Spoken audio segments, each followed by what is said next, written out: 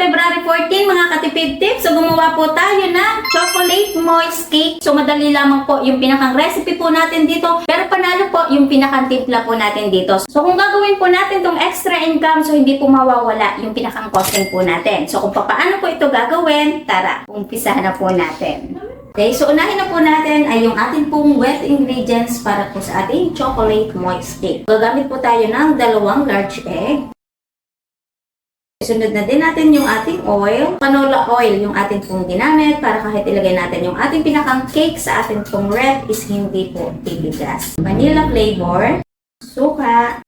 Meron tayo ditong warm water, pwede rin naman po ang hot water. And then maglalagay po ako ng 1/2 teaspoon ng ating pong coffee. Paparich po ito ng lasa ng ating pong chocolate moist cake. Tunawin muna natin dyan. Pwede na po nating ihalo. Ngayon, isunod na din po natin yung ating pong dry ingredients. Gagamit tayo ng salaan para maiwasan na po natin yung madami pong buo-buo. Baking soda, baking powder, iodized salt, cocoa powder. Isunod na din po ang all-purpose flour.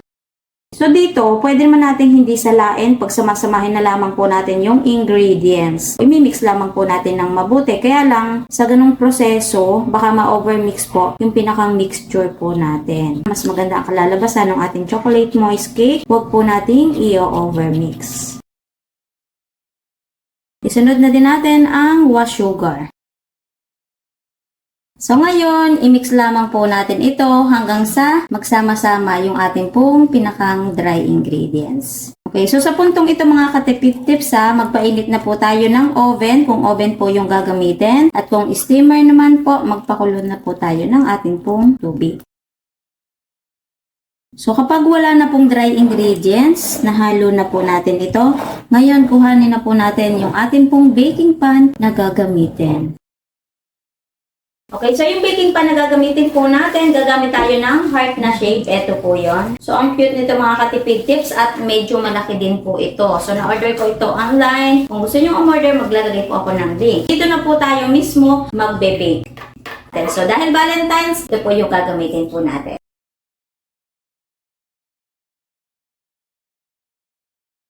So, ngayon, isasalang na po natin. So, bago natin isalang, dapat naka-preheat na. I-bake po natin ito sa 180 degrees Celsius hanggang 30 to 40 minutes. And then, magtututpick check kayo. Ngayon, kung hilaw, basa pa yung pinakang mixture, so additional lang tayo ng minutes. Ngayon, kung steamer yung gagamitin po natin, so medium fire, 30 to 40 minutes. And then, check din. Kasi nakadepende po yon sa baking pan na gagamitin po natin. Gumagamit ako ng thermometer kasi sirapan na yung ating oven. Ang pinakang apoy, up and down, and then function natin, iseset lang natin yan muna sa 30 minutes. So magbabalik po tayo kapag luto na. So habang binibake po natin yung ating chocolate moist cake, ngayon ipakita ko sa inyo yung chocolate ganache natin. Habang nakalagay sa ref, mas gumaganda pa siya. Then meron din tayong caramel syrup na ginagamit po natin sa atin pong Graham de leche, yung pinang-design po natin. Ngayon, dahil meron pa akong natira, para naman hindi ito masayang, ngayon hindi na po ako magluluto ng bago, pero dito sa pinakang video po natin, ipapasok po natin yung pinakang video kung paano po gumawa ng stable chocolate ganache na talaga namang masarap. Ngayon, gagawa na po tayo ng ating pinakang chocolate ganache. So, unahin natin ang mainit na tubig. Tapos, isunod na din po natin ang cocoa powder kasi tutunawin po natin ito. Tapos, maglagay na din po tayo dito ng 1/2 teaspoon ng instant coffee. Mix lang natin hanggang sa matunaw yung ating cocoa powder. Isunod na din po natin yung ating white sugar para natutunaw na din. Idagdag na din natin ang vanilla flavor. So, sa isang lalagyan, ilagay natin dito ang cornstarch. And then, lagyan po natin ng evap. Tutunawin po muna natin dito.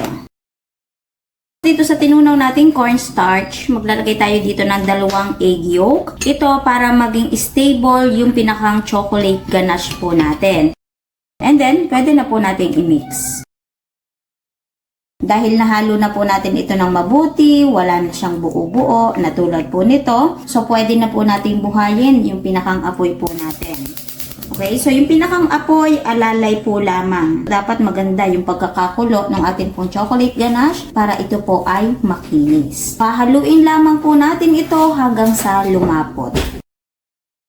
So after 8 minutes, ito na po yung pinakang consistency ng ating pong chocolate ganache. Tingnan nyo naman, ang kinis, ang ganda ng texture, di ba? So pinatay ko na po yung pinakang apoy po nito. Ngayon, pwede na po nating ilagay yung pinakang margarine po natin. So makakatulong to para mas makintab yung pinakang chocolate ganache po natin. And then, imimix lamang po natin ito ng mabuti at iseset aside lamang po natin. So after 1.5 hour, okay na yung ating cake. Pinakang pagluluto po natin to ha, depende po sa dami, depende po sa kapal, yung tagal ng ating pong pagluluto. So ngayon, dahil ito po ay mainit pa, iintayin po natin lumamig. So babalikan po natin at maglalagay tayo ng masarap at magandang toppings. Okay, so ngayon dahil malamig na po yung ating chocolate moist cake, ngayon medyo may umbok dun sa ating pong baking pan na ginamit. Ang gagawin ko, tatapyasin ko lamang po yung pinakang ibabaw. So optional yung pagtatanggal ng ibabaw para pantayin po natin para makapag-toppings tayo ng ayos. So ito yung ating pinakang chocolate ganache. Sarap nito din mga katipid tips. Dito sa pinakang gitna, maglalagay tayo dyan. And then, i-spread lang natin. Pwedeng makinis, pwede rin naman pong may design. Sa pinakang mixture po natin ginawa, estimate makakatatlong tabsa na tayo ng heart. Kaya lang, dahil first time natin ginamit itong ating baking pan, so ayun, nadalwa lang natin. So sana, hindi na tayo magtatapyas nung pinakang ibabaw. Okay, and then, yung pinakang toppings natin, gagamit din tayo ng strawberry. Hinati ko po yan sa gitna. Talagang hinanap ko pa yung bilihan ng ating strawberry at syempre, sa SM Grocery, hindi po mawawala. Bumili lamang po ako ng pinaka mapula. Kumuha lang tayo ng kalahati and then nagkakahalaga siya ng 143. So, kaya ko siya hinati kasi maglalagay tayo dyan ng isang nakataob, isang nakatihaya. And then, kasama din po yung pinakang dahon para may pangbasag dun sa kulay. Mas maganda to mga katipid tips, lalo na kung pulang-pula. Tapos, mag-pipe tayo ng chocolate. Manipis lang. Para mas maganda, maglalagay pa tayo dito ng edible gold. Tapos dito, i-hugis heart lang natin yung strawberry. So, ito yung ating isang strawberry. Tingnan nyo, ang cute, ang ganda sa personal nito mga katipid tips. Pinakang gitna niyan ha, pwede natin yan lagyan ng pangalan. Yung Happy Valentine's o kaya mahal na mahal kita, ganun, I love you. So, nakadepende na po sa atin kung ano po yung ilalagay natin. Hindi ko na siya nasulatan kasi yung piping bag, naubusan na ako mga katipid tips. Kasi kung napansin nyo kanina, ang ginamit ko na po ay plastic labo. Nag-DIY na lamang po tayo. So, ito naman, simpleng-simple lang. Di ba? Yan, may pa-gold pa. So, itong isa, i-play na lamang po natin yan kasi gandang-ganda talaga ako dyan. Alam niyo yung tipo na simple yung ganda niya, pero ang lakas ng dating. Itong isa, dahil gandang-ganda din ako sa edible gold, maglalagay na din po tayo ng kaunti.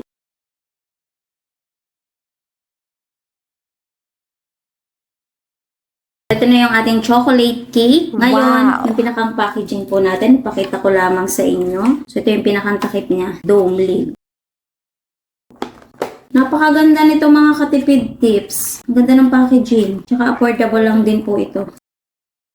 So, maglalagay tayo ng sticker. Maalin kung ano yung gusto natin. So, ito yung parang pinakang seal natin. So, yung pinakang packaging po natin dito, kapag i-deliver natin, kapag merong umorder, so ito yung na-order natin online. So, maganda to. Yung pagka-plastic po nito, matibay. Meron po itong small, medium, large. So, itong in-order ko ay small. Ito yung ginagamit ko dun sa itinitinda ko pong Graham de Leche. Saktong-sakto. Yung dalawang ito, ipapa-order po natin to online. So, hindi ko na po ito gagalawin. Kasi sayang naman mga katipid tips. So, sa packaging pa lang, napaka-presentable po nito. So, ito, hindi ko na po ito titikman. Ngayon, kung naalala nyo, kanina meron po tayong tinapyas na chocolate. So, ito po yun. Ito na po yung titikman natin para hindi na po natin to magalaw. So, talagang chocolate moist cake yung kinalabasan nung na-bake na po natin. Ito na po yung titikman natin. At ito po yung ating chocolate ganache. Isaw-saw na lang natin. Tikman lang natin mabilisan. Yung pinakang chocolate cake natin, ang sarap ng mga katipid tips. So, pwede rin natin itong gawing cupcake, nakadepende sa atin. Pero yung pinakang timpla na to, perfect mga katipid tips. Sakto yung tamis. And then yung ating chocolate ganache, ang sarap-sarap. Para para sa akin kapag chocolate moist cake yung pinag-uusapan, talagang bagay na bagay yung ating pong chocolate ganache. Kahit ilagay po natin to sa ref, hindi po ito titigas. Ngayon, sa magtatanong, at titipid tips, magkano naman po kaya yung pinakang puhunan at magkano po yung posibleng bentahan po bawat lalagyan. So ngayon, bigyan ko na po kayo ng mabilisang costing po natin. Okay, so yung costing po natin, magkakosting pa rin po kayo ng sa inyo kasi iba't iba po tayo ng lugar, iba't iba din, kada taon nag-iiba po yung presyo. Basta mahalaga po doon, magkakosting pa rin po tayo na sa atin. So ito, idea sa pinakang costing po natin dito sa ginawa ko. So umpisahan po natin sa ating flour, 15 pesos, cocoa powder, 37. Baking powder at baking soda, pinagsama na natin, 2 pesos. Salt and coffee, 2 pesos. Sa vanilya po natin at sa suka na ginamit, 2 pesos. Sa suka, 23 pesos. At dun sa oil at saka tubig, pagsamahin na, 13 pesos. So, dalawang itlog, 20 pesos. Kaya ang total po lahat ay 114 pesos. Ngayon, pa-plus po tayo ng other expenses po natin. So, sa pinakang packaging po natin, 30 pesos po ang isa po nito. Sa chocolate moist cake na ginawa po natin, estimate makakatatlo po tayo doon. Kaya lang pinagkasya po natin sa dalawa. Kaya sobrang umbok po ng ating cake and then tinapyas lamang po natin. Pero halimbawa kung gagawin po natin ito, yung pinakang mixture po natin, i-divide po natin sa tatlo. Para saktong-sakto po doon sa pinakang packaging po natin. Yung hindi na po tayo magtatapyas. So doon na po natin tutuusin yon sa tatlo. Kakagamit tayo ng tatlong packaging na heart, 90 pesos. Ngayon, kompletuhin na po natin na 100 pesos. Para sa sticker na gagamitin po natin at doon sa plastic bag na paglalagyan. At pinakang labor po natin at sa kuryente po natin or kung i-steam po natin. So sabihin na po natin na 60 pesos. Kaya total po lahat ay 274 pesos. So i-divide po natin sa tatlo at ang kalalabasan po nun 91.33 po yung pinakang puhunan po natin sa chocolate moist cake lamang po na inilagay po natin dito sa loob. Ngayon, yung ating pong chocolate ganache, so meron na po tayong pinakang costing dyan nung nakakaraan. So ayan po yon. At may total po na 103 pesos. I-divide po natin sa tatlo na paglalagyan po natin. At ang kalalabasan po ng 34.33 po yung ilalagay po natin chocolate ganache kada isang chocolate cake. Pero yun po ay labis-labis pa po yun kaya meron pa po tayong pag-a-adjustan. And then, okay, so si strawberry po natin nagkakahalaga ng 143.79. So dito, kasyang-kasya po yun sa tatlong heart na paggagamitan po natin. Pero depende pa rin po yun sa magiging design kung gano'ng karami po yung ilalagay po natin. Kapag i-divide po natin yun sa tatlo na paglalagyan po natin, so may puhunan po na 48 pesos po kada isang lalagyan kung magtatoppings po tayo. Ngayon, pag plus-plusin po natin yung 91.33 sa chocolate moist cake and then sa ganache po natin 34.33 pero sabihin na po natin na 35 pesos para po sa ating edible gold kasi mura lamang naman po ito and then doon sa ating pong strawberry. Kaya total po lahat ay 174.33 so kompleto na po yun. Meron na tayong packaging, sticker at yung pinakang plastic. So yung bentahan po nito pwede natin siyang ibenta ng 250 to 300 pesos. Pero ako tutuusin ko siya sa 300 pesos. So mura na po ito sa 300 pesos mga katipid tips kasi ang sarap ng ating cake, hindi tinipid sa toppings, and then napakaganda po ng ating pong packaging. So kapag 300 pesos po yung pinakang bentahan, i-minus po natin yung pinakang puhunan. Posible po tayong tumubo ng 125.67 po kada isang lalagyan. I-times 3 po natin sa magagawa po natin at kalalabasan po nun tutubo po tayo ng 377 sa tatlong heart shape na nagawa po natin. So malaki din yung posible po nating tubuin. Kung gusto nyo pong i-grab yung pinakang picture po nito, ipopost ko po sa FB page. Okay? So hindi kayo mapapahiya sa pinakang cake po natin dito. Okay? Basta sinamahan po natin ng sipag, tiyaga at diskarte. So hindi po imposible na tayo po ay kumita kahit tayo po ay nasa bahay po lamang. So kita-kits na lamang po ulit sa ating mga next video. Bye-bye!